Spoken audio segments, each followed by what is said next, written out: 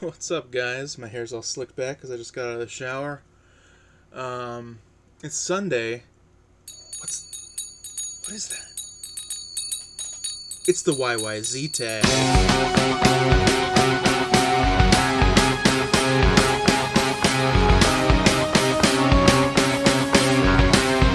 Yes, this is the YZ Tag, or as I'm calling it, the YYZ Tag. Jim pulled a fast one on us, and he made Y and Z one video. That's fine. It's hard to milk probably a full video out of each one individually. But that means this is the end. This is the end of our journey.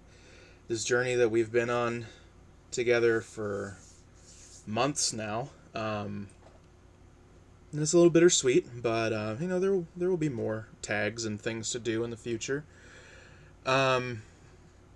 And I just want to say thank you so much to Jim for being this constant stream of inspiration and content and stuff for me to do, and always watching and always commenting and always being so kind and gracious about everything. And just a great dude, great channel, and congratulations on seeing this project through to fruition.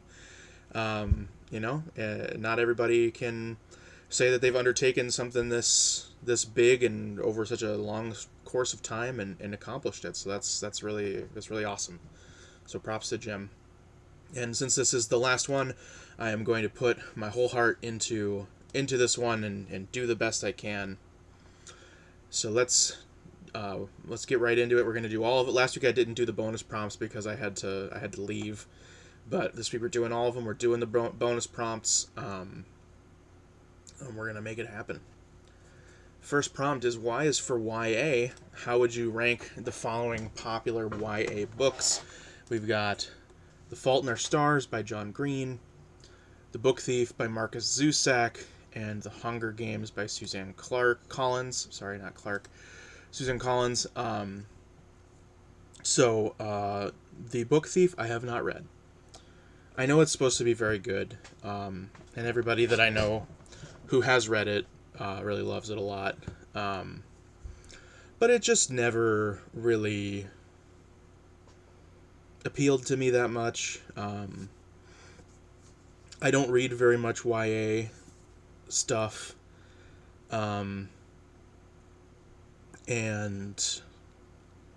it just, I don't know, it didn't happen. The other two I have read, though, surprisingly, considering how few YA things I have read. Hunger Games I read when it was like at its most popular in probably like 2012 or so, like around the time the first movie came out. I think before the first movie came out, though. And I read it because everybody was like, this is a ripoff of Battle Royale. And I love Battle Royale. One of my favorite movies. And I've read the book as well, and I love the book. And so I read it, and it's okay. I'd give it like a 2.5 out of 5, maybe. There's nothing like super duper wrong with it. It doesn't really do a whole lot that I found to be new or fresh or interesting or anything like that. Obviously, the main conceit is very, very similar to Battle Royale, and the sort of dystopian like class system struggle revolution stuff eventually that happens in the later books, it's all been done before, and better. So there's nothing wrong with it, but it's just, I think that there are other things that are better, that are similar, that I would rather spend my time with. And Fault in Our Stars I read when I was working at Barnes & Noble, which was like right when it came out in paperback, and it was just like selling like fucking bananas, like so popular. I cannot. That was the same period that Gone Girl was really popular. Those were like the two books that like just everybody wanted to buy when I was working at Barnes and Noble. And I did end up reading both of those books just because they were so popular that I was just, my curiosity got the better of me. Um, and Fault in Our Stars is fine.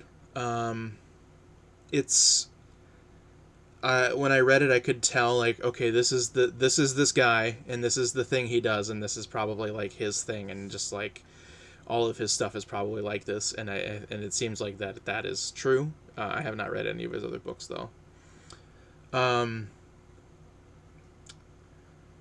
I don't again feel like this book necessarily like broke any sort of ground or did anything particularly memorable or revolutionary. But it was fine. My tolerance for quirky teenager main characters has lessened as I have aged. I probably would like this book less now than I did when I read it, because I read it like 7 or 8 years ago. Um, it did get me. He got me. He made me cry for sure. Um, I didn't have like the ending of the book spoiled for me or anything when I read it, so I did not know where it was going. So the ending did get me. And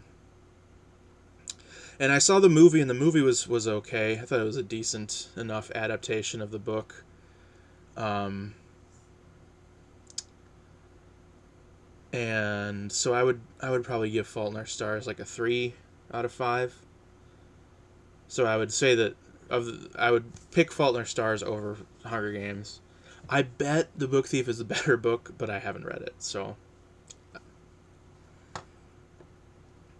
there are a few countries that begin with Y and Z, some that exist still, and some that do not any longer. Yugoslavia, Yemen, Zambia, Zimbabwe, Zaire. Have you read a book set in a place that begins with a Y or a Z, or by an author from a country that begins with a Y or a Z? So earlier this year, I read a really good book that I enjoyed quite a bit called A Tomb for Boris Davidovich, which is by a guy named Danilo Kis, who is from Yugoslavia. He was born in former Yugoslavia. It's a sort of story collection, uh, interesting sort of linked stories, um, and it was a really cool book. I really enjoyed it. There's like a lot of themes about socialism and communism, and how maybe the government of Yugoslavia and like communism being enacted in the 70s in Eastern Europe didn't meet the ideals of what communists like really wanted. Um, and there's a lot of stuff too about like religion and like Jewish heritage and culture, which was, in the communist nations, their organized religion was ended, and the struggle there for the Jewish people. It was a really interesting book. It's a short book. It's like under 200 pages. Um, and Dalkey did a repress of it a while ago that's got an afterword by William T. Vollmann. And yeah, I strongly suggest you pick it up and check it out, because it's worth your time. Y is for Yeats. Who is your favorite Irish poet? So I struggle a lot with poetry. I don't like a lot of poetry. I do think my answer to this question is Seamus Heaney, probably.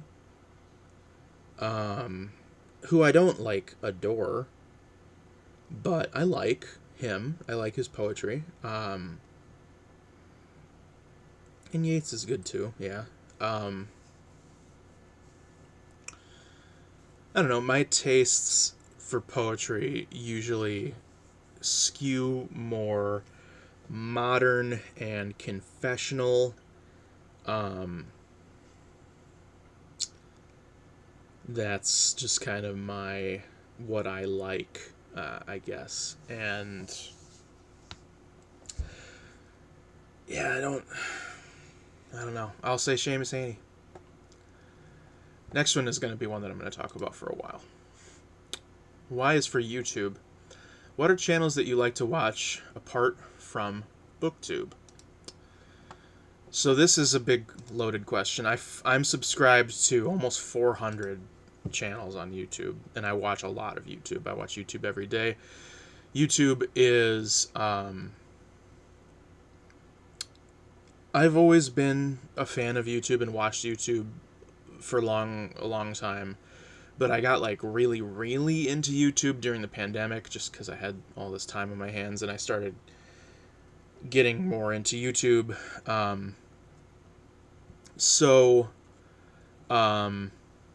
I follow a lot of different kinds of content. I follow people who do reviews and video essays about lots of my interests: gaming, tabletop and video gaming, film, music. There's just so many. So up front, I will say, I think that there are two YouTube channels that are the best. The very cream of the crop. And those are Red Letter Media, which is a channel run primarily by filmmakers Mike Stoklasa and Jay Bauman, frequently with their friend and collaborator Rich Evans. And then they have a number of other friends and collaborators who appear often as well. And they have a number of different series that they do on their channel. They originally got known because Mike made this video called the 70-minute Star Wars The Phantom Menace review way back, like 2008, 2009 maybe, back when you had 10-minute limits on your videos on YouTube. And that went viral in early YouTube, and then they started a show called Half in the Bag because of the popularity from that. And Half in the Bag is a discussion series between Mike and Jay where they go see a new release movie. Usually they will see like mainstream, popular, big blockbuster type movies, and then they will talk about it, give their thoughts and review. But then it also has a framing narrative that's sort of like a sitcom. It's like a parody, like a satire of a sitcom that has this continuous narrative that links all the episodes together, that involves them working in a VCR repair shop in their constant antics involving their job repairing the VCR of the elderly man, Mr. Plinkett, who is played by their friend Rich Evans.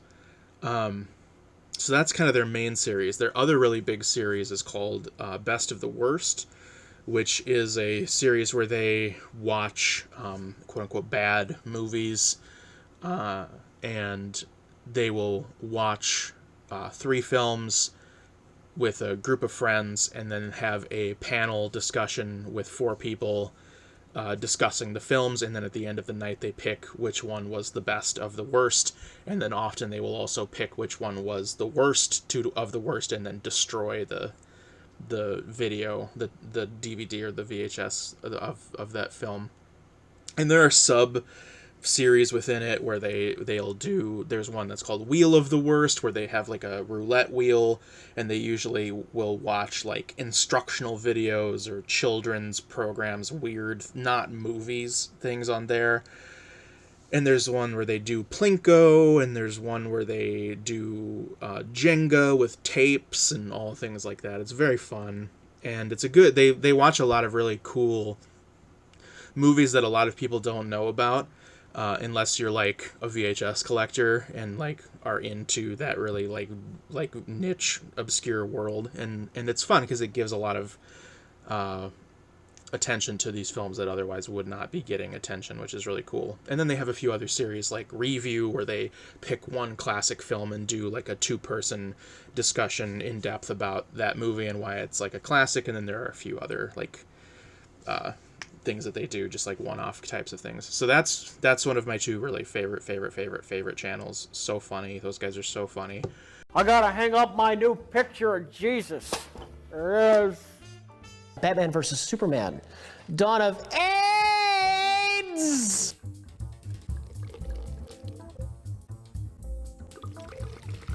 Endless trash! Did Boyhood take 12 years to make? It took a really long time to make. It took longer than it took them to make the Great Wall of China! Get laid.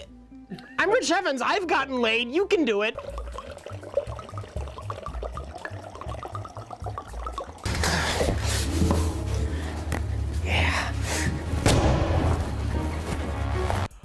Fuck you, it's January! Lord, why have you forsaken me? Ah! I want that juicy shack meat.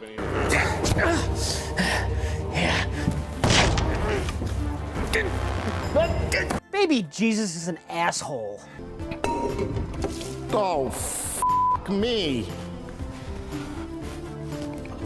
It's a good thing this isn't highly flammable. I want to produce a video for giraffes. It broke new ground!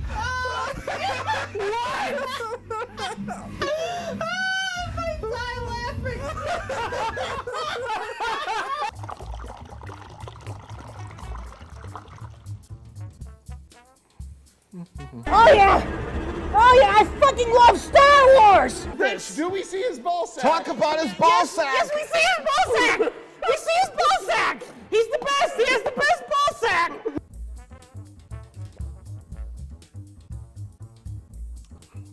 You ready to talk about the hottest battle? The other one, I'm actually wearing his shirt. It's Internet Comment Etiquette with Eric. So this is a channel by a guy named Eric, or Salvia Eric. He's called Salvia Eric because the first videos that he did that made him famous on YouTube were where he would smoke salvia and then try and do something. The first and most famous one was he tried to garden after he smoked salvia, and anybody has any experience with salvia can probably assume how well that went. But Internet Comment Etiquette is a channel where the conceit of the channel is that he is going on to he's a teacher. He's teaching you how to have good etiquette when you leave comments on the internet. And so he picks a topic, he goes around the internet watching YouTube videos or Facebook articles or whatever, places where you can leave comments about the topic, and then he leaves comments to teach you your good etiquette. And so some of his most popular topics have been Alex Jones, which is where this shirt comes from, of course, because of the quote where Alex Jones says that they're putting chemicals in the water to make the friggin' frogs gay. You've got soy boys, the concept of the soy jack and things like that. There's one about mansplaining. You may notice that the targets of his ire are frequently of the right wing, and conspiratorial and things like that. Not always, but pretty often. Don't drink bleach. That was a really good one. Artificial intelligence, online psychics, flat Earth, net neutrality, global warming, Vine, movie trailers, 5G, There's a couple 5G ones. Vaccines. The vaccine one, the original vaccine one, actually is from like 6 years ago, because, you know, the anti-vax stuff has been going on for a while now. It's just only kind of really gotten popular because of COVID. One of my favorites, late night YouTube, is about how when you're on YouTube all night, you end up falling into these holes where you find all sorts of weird shit. I love that video. So he's just sort of like, there's no one else really like him.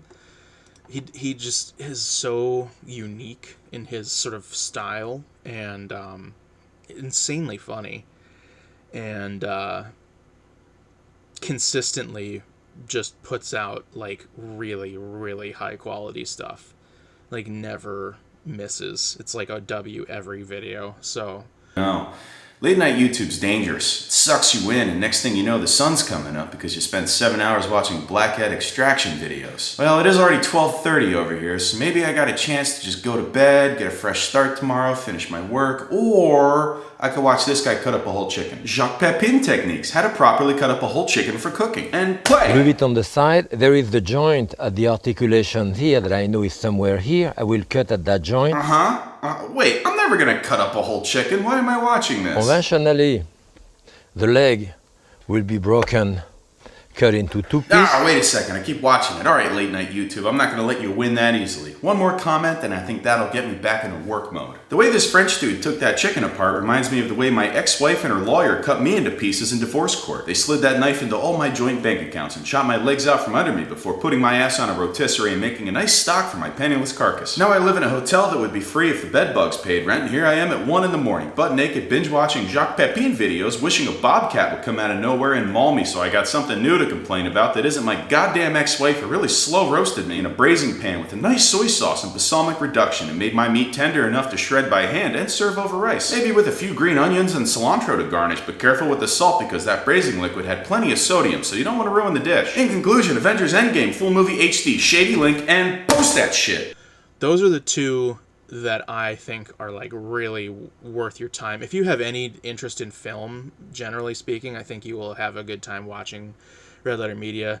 And if you just like comedy at all, I think you will enjoy Internet Comedy Etiquette with Eric.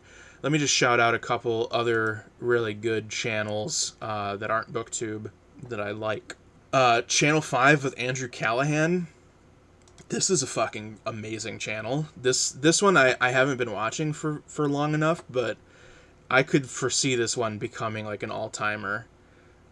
This is a channel with this guy, Andrew Callahan, who dresses up in a suit and he'll go out to some sort of public event, usually political in some way, right or left, usually far in either direction.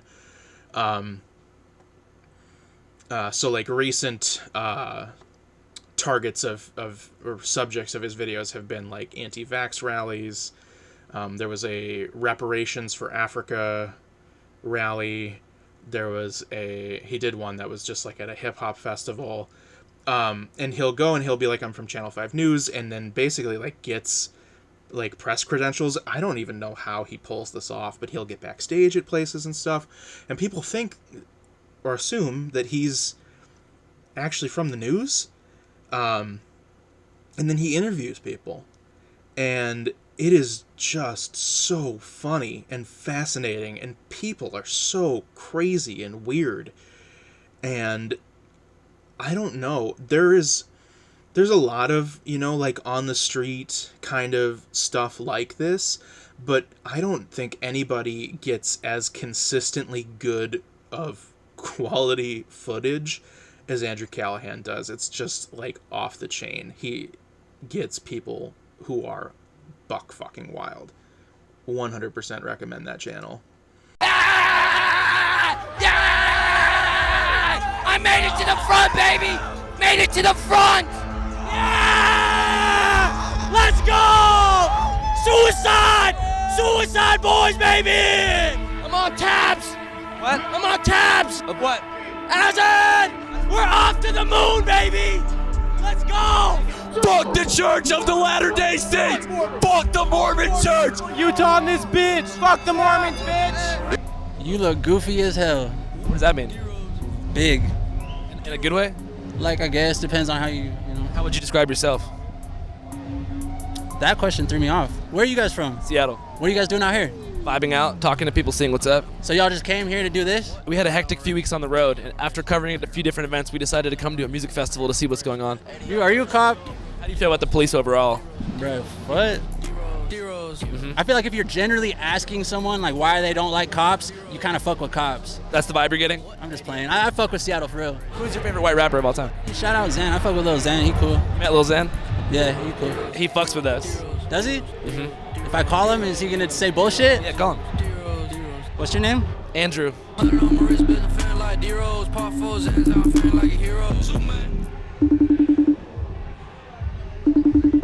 Oh wait, someone's FaceTiming. Let's see who it is. Damn, on camera. Don't answer my call. Lil Xan didn't answer? No. Well, it's not Lil Xan. It's like his best friend, his roommate or whatever. Like he runs all his shit. You know what I'm saying? Well, if you can ask Lil Xan's roommate to tell Lil Xan, ask Lil Xan's manager to ask Lil Xan if he fucks with Andrew Callahan and Channel 5 News. Channel 5 News. Breaking news. Breaking news. You're watching Channel 5 with Andrew Callahan. Video Game Donkey, he's one of the most popular video game YouTubers, and for a reason, I would say. Super funny, makes really, like, to the point, short and well-made videos, and has just such a really good and weird sense of humor that I really love and appreciate. Super Eye Patch Wolf is a guy who should have way more love than he gets. He does video essays about anime and video games, and sometimes he's done a couple about wrestling, because he is a wrestling fan, as am I, and he's done a few other... He started branching out and doing video essays about other things too. He did one somewhat recently that was about like psychics and mesmerism and things like that. That was really interesting. He's super, super talented. Ren's Reviews is another channel that's like just criminally underwatched. He's just got barely over 100,000 subscribers. And he does video essays about video games mostly, though he has done a couple of other... He did one about the Cats movie that was really, really funny.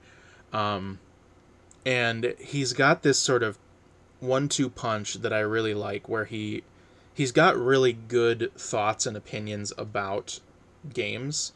He, I think, is very articulate and, like, does a really good job of, like, talking about the topics.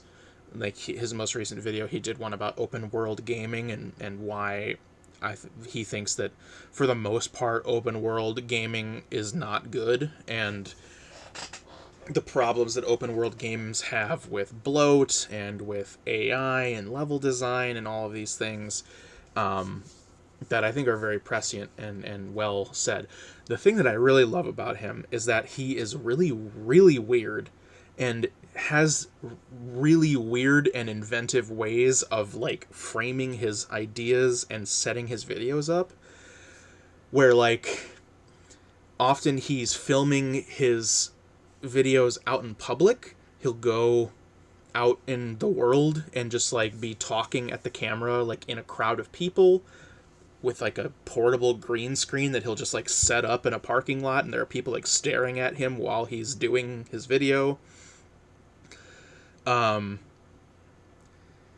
There's like a recurring joke where when he has a sponsor, he'll call a phone sex line and then like read the sponsor copy to the sex worker and like see what they do.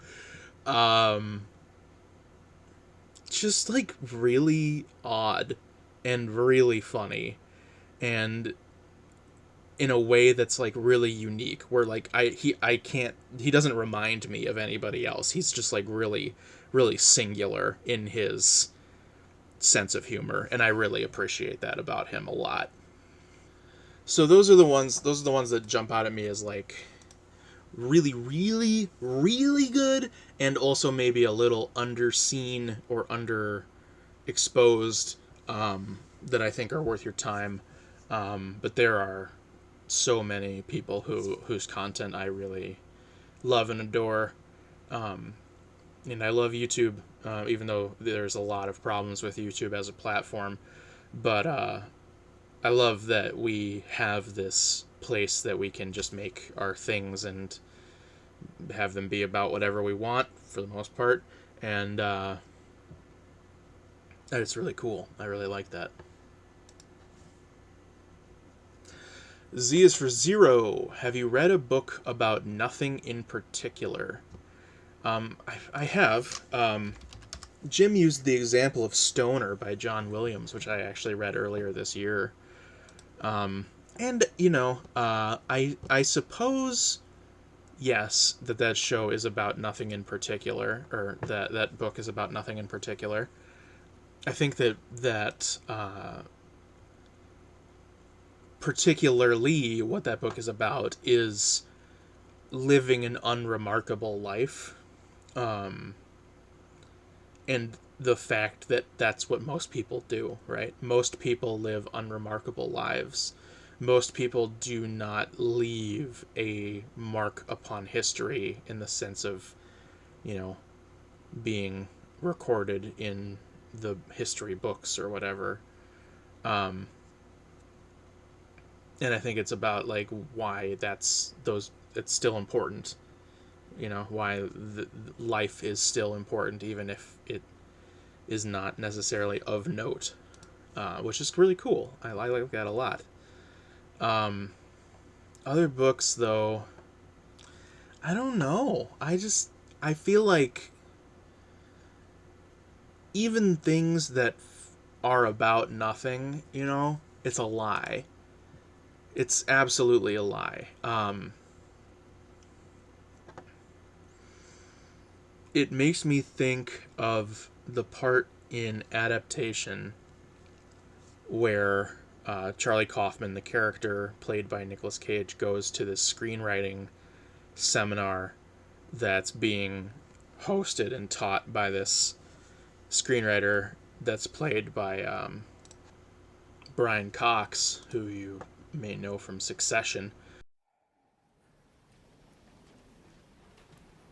Yes. Sir, what if a writer is attempting to create a story where nothing much happens, where people don't change, they don't have any epiphanies, they struggle and are frustrated and nothing is resolved? More a reflection of the real world. The real world? Yes, sir. The real fucking world. First of all, you write a screenplay without conflict or crisis, you'll bore your audience to tears. Secondly, nothing happens in the world? Are you out of your fucking mind? People are murdered every day. There's genocide, war, corruption. Every fucking day, somewhere in the world, somebody sacrifices his life to save somebody else. Every fucking day, someone somewhere takes a conscious decision to destroy someone else. People find love. People lose it. For Christ's sake, a child watches a mother beaten to death on the steps of a church. Someone goes hungry. Somebody else betrays his best friend for a woman. If you can't find that stuff in life, then you, my friend, don't know crap about life. And why the fuck are you wasting my 2 precious hours with your movie? I don't have any use for it. I don't have any bloody use for it. Okay, thanks. And it's like, it's so true, you know, like the idea that, like, if you can't see the drama of everyday life, then you do not fucking understand life. And, like, I think that it's trying to write about nothing is futile. Even Seinfeld is about something. It's about a lot of things. Seinfeld is about friendship, you know? Seinfeld is about New York City. Seinfeld is about relationships and dating and, like, navigating that world. You know, Seinfeld is about nothing in the sense that it doesn't have, like, necessarily some sort of, like, hook or like overarching, like, thing that you can summarize it to be about. Like Cheers is about a bar, Frasier is about a guy who is a psychiatrist on the radio, like blah blah blah blah blah. Like there's no like neat thing you can say that Seinfeld is about, but that doesn't actually mean it's about nothing, you know, or that nothing in it nothing happens in it. I don't know.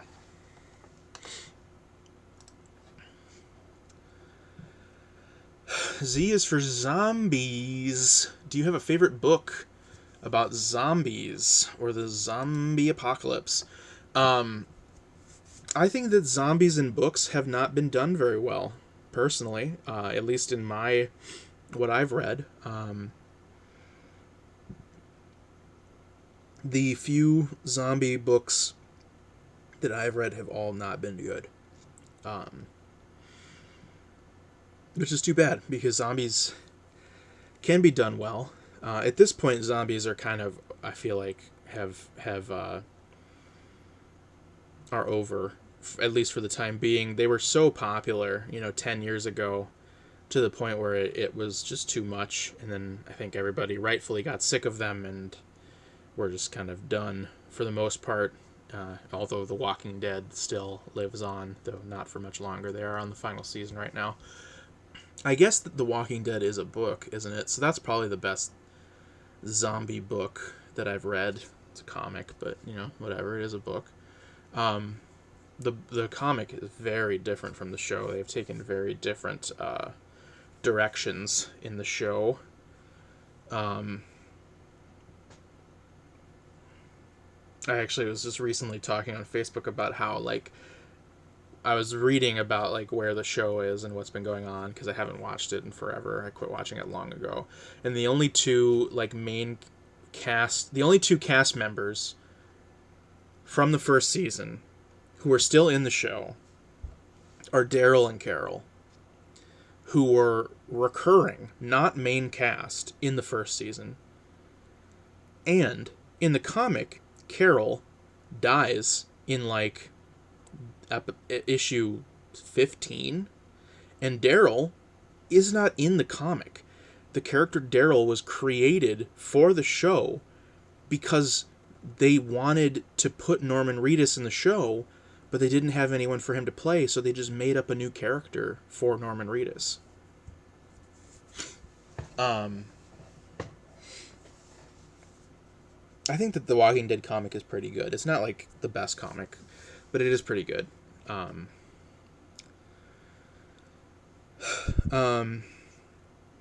Some of my other favorite zombie things would be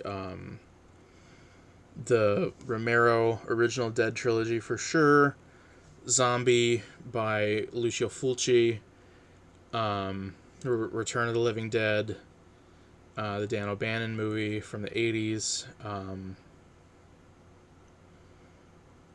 28 Days Later, the Danny Boyle film. There's a lot of really good zombie movies out there, and there's a lot of really bad ones too. And there's zombie stuff all over. The Left 4 Dead games are really, really fun, classic games. Spent a lot of good times playing co-op Left 4 Dead on Xbox when I was a young man. And even, Half-Life headcrabs are kind of zombie-like, and there's a lot of interesting ways that you can do it. Like the headcrabs are an interesting sort of zombie-like thing that's also kind of its own thing. So I think it's possible that there could be a good zombie book, but I don't know. Give it 10 more years so that we're not all sick of zombies anymore, and it'll be fun again. Z is for Zootopia. What is your favorite book where characters are animals? I'm going to go with Redwall. I haven't read any of the Redwall books since I was a child, but I was really into them as a kid, and they were pretty fun. I don't know how I feel nowadays about certain animals being good and certain animals being evil. That feels kind of sucky. But I did really like those books a lot when I was a kid. I also really liked Animorphs, which is kind of about animals. People who can turn into animals. And I don't know how good either of those things actually are, because I haven't read them since I was a child. But I haven't read anything as an adult that has animals in it as characters. Z is for Zen and the Art of Motorcycle Maintenance. Robert Persig is a Minneapolis native, actually. Born and raised in Minneapolis, went to the U of M. And the book, Zen and the Art of Motorcycle Maintenance, is about him and his son going on a motorcycle trip from Minneapolis to the West Coast. So, fun fact. What is the connection between Zen and motorcycle maintenance? I just said all of those things about that book, and I have to tell you, I haven't actually read it. I only know all of that because I was working at Half Price when he died, and then everybody started coming in and trying to find the book, and that was when I found out about the Minneapolis connection. So what is the connection between Zen and motorcycle maintenance? I don't know explicitly what he says in the book, but I think that fixing things and building things is a sort of Zen practice, in the sense that you sort of tune out the world around you and you just sort of like become hyper aware and fixated on the moment that you're in. And that's pretty Zen, I think. So that's cool. I should read that book someday. Y is for yellow. Do you have a favorite book that is yellow? Oh my god, what? I don't remember what colors books are. I'm gonna go with a book that I've never seen anyone on BookTube talk about. Reality Hunger by David Shields, which is this nonfiction book that is it's labeled a manifesto, and it's a book about how we crave stories about reality, and even though the stories that we actually want don't necessarily reflect reality, and how we define what is real and what isn't. And there's a lot of talk about like the border between fiction and nonfiction, and all things like that. But the thing that's really cool about the book is that it's entirely a series of sort of like bullet pointed quotations that are all unattributed, and they come from all sorts of different sources, including just original from the author, original writings. And for legal purposes, he was required to include a sort of bibliography in the back of the book. But at the beginning of the book, he gives you explicit instructions that you should take a pair of scissors and go to the back of the book and cut all of those pages out of the book and then throw them away. There are even little dotted lines on the side of the page where you can cut, because he does not want you to know what is true and what is not, and what is coming from where, and what is coming from him and what is coming from someone else. It's a fascinating book. And I read it in college in this class I took on creative nonfiction, and I was just like blown away. It was just like absolutely rocked my world. And then like no one else in the class liked it. Everyone else thought it sucked except for me. So it's probably really good, I would say, based on that experience. Y is for year. Do you have a best reading year? Most books read or best books read?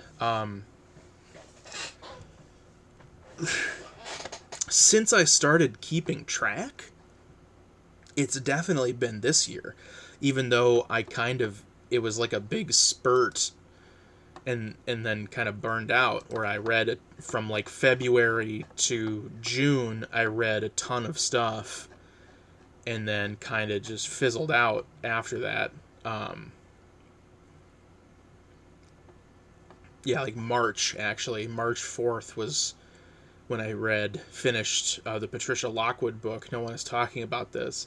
And then I read, like, between then and the beginning of June, I read like 40 books in like 3 months. And then I've only read like 3 books since then. I read Amygdalatropolis. That was like the end point was kind of when I went on this trip to this cabin, and I read 4 books while I was at the cabin. I read Negative Space, Fever Dream, The Sluts, and Suicide by Edouard Levay. And then after that, I read Amygdalatropolis like a week later, and then a couple weeks after that, I read the Chuck Tingle book that I did a review on, and then like a month after that, I read Maggie Siebert's book Bonding, and then in the 3.5 months since then, I have not finished a book, which I'm not super jazzed about that fact. I've started a couple of books and made some progress in them, but have not finished any. That's just kind of how my life goes. You know, I end up hyper fixating on something and then kind of move on after a while to something else. You know, in the time since I haven't been reading, you know, I've been watching a lot more movies, going to movies in the theater a lot more, and I had a few video games that I played, and then I've been doing more tabletop stuff. In the last month, I've been really into, you know, Magic the Gathering, and records and music too has been really big lately. Books just have been kind of on the back burner. So for best reading year, I think it's this year. I've read a lot of books this year, even though it was in that short period of time, and I have read a couple of books that are like for real all-time like favorites. The Sluts and Negative Space, both which I read on that trip, are both among the best things, my favorite things I've ever read. I think that part of why I kind of burned out was because I had those 2, like, really fucking insanely good books that I read, like, almost back to back, and it just kind of, like, knocked the wind out of me a little bit. But even beyond that, you know, we had Serotonin by Michel Houellebecq, which I absolutely adored, and J.R. by William Gaddis, which I really, really liked, and Blood Meridian by Cormac McCarthy, which I had read before, but it is an amazing book, and I was really happy I read it again. And Slaughterhouse-Five, same story, I had read that before, but it was really good to read it again. And The Seep by Channa Porter, which is, again, one of the best things I've ever read. That just, like, totally rocked my world. Yeah, there's a lot of really, really, really good stuff that I read this year. So I think it's got to be this year, you know. Y is for Yacht. Do you have a favorite book about sailing? Book about sailing? The first thing I thought of is not really about sailing, but I'm going to say it anyways. So I'm going to say Snow Crash by Neil Stephenson. Snow Crash is a really interesting book, cyberpunk sci-fi book from the 90s that I read first when I was a kid. I was young, maybe 11 or 12, and I read it a lot when I was throughout my teens. I reread it like every year or so. It was one of my favorite books back then. And it's kind of a convoluted story. It's about this guy whose name is Hero Protagonist, who is kind of a bum pizza driver, but he's very famous on the internet, or as it's called in the book, the metaverse, which is sort of like a VR world, internet world. He's one of the greatest sword fighters in the metaverse. And then this online drug starts making the rounds called Snow Crash, that people will use in the virtual world, and then it will like hurt them and affect them in real life. And he starts investigating it, and then uncovers this sort of conspiracy, and it's linked to this sort of cult that's clearly based on Scientology. And the conclusion of the book involves Hiro going to, save the day and confront the bad guy. And there's this sort of thing that's clearly sort of inspired by the Sea Org from Scientology, but it's this sort of like massive flotilla city of all of these boats and rafts and things that have all been lashed together, and people just keep coming and then like adding their boat or whatever on until it's this massive network of floating ships and stuff that's just like out in the ocean, like roaming around. And that's where the finale of the book takes place, is on that sort of structure city on the ocean, which is pretty cool idea. There's a lot of really cool ideas in that book.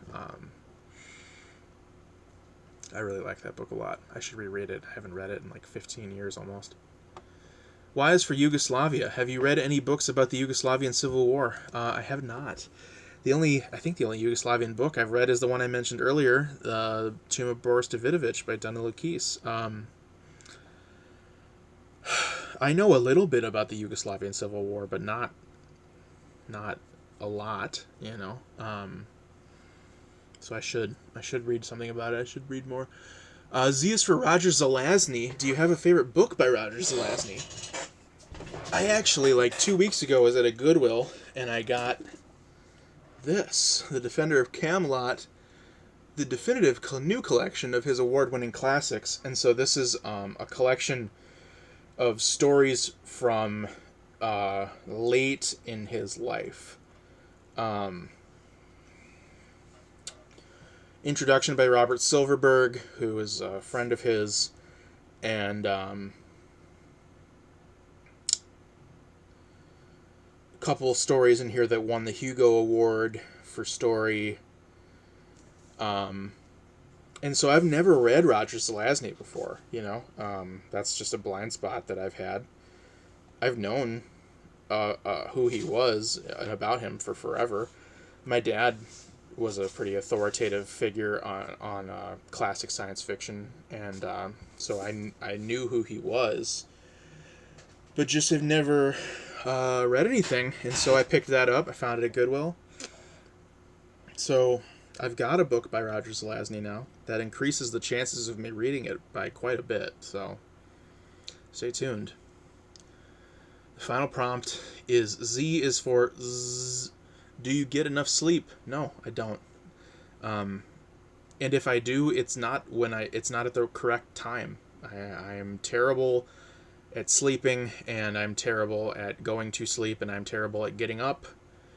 And it is a constant struggle in my life, and it has been since I was a child, and it's one of the biggest problems, consistent problems in my life, all the time. Just always a problem. It's not great. I think that's it. I think that's it for the alphabet. I think we're done forever.